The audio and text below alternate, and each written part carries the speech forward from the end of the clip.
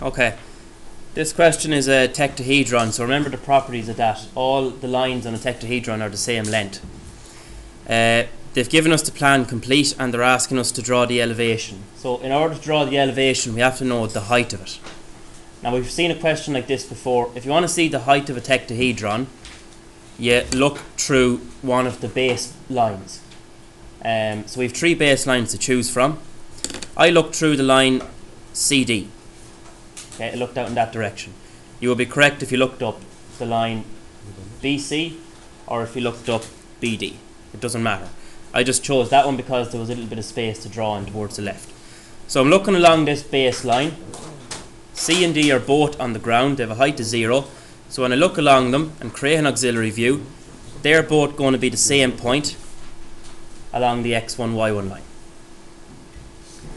The centre point of the tetrahedron is given, point A. So I can bring that up at the same angle.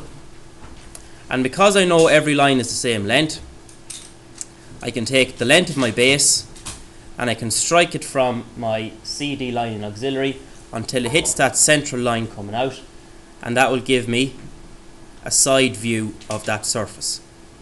Now when I get a side view of the surface, I can just take the vertical height with my compass and I can mark that off in elevation. That will give me my vertical height in elevation. So that allows me to find point A, and then it's just a case of joining it back to all the base points B, C and D. Okay, so we're all okay on that? We've come across that before anyway.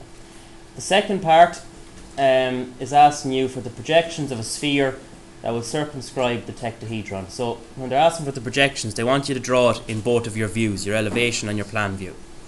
When they're asking it to circumscribe the tetrahedron, basically what they're saying is they want it touching all of the 4 corners. So you have 4 corners, A, B, C and D.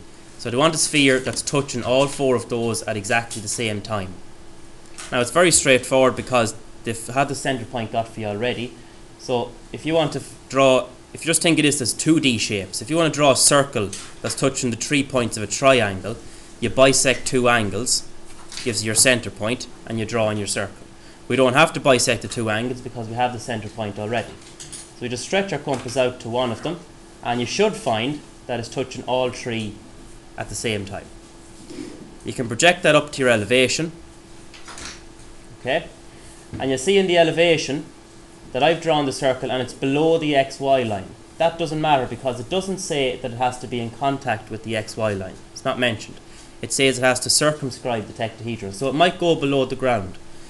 The way I got the centre point up in elevation is that I know it's going to be touching point A. Now point A is the highest point on the shape, so that means that's as high as the sphere has to go. So I got my radius from my plan view and I marked it down from point A. That gave me my centre point in elevation, and then I was able to draw it in. So it does cut below the XY line, but it's not relevant because there's nothing mentioned about that it's a requirement, it has to be touching the ground. It's not mentioned. It just says it has to touch all 4 corners. That's what circumscribe means.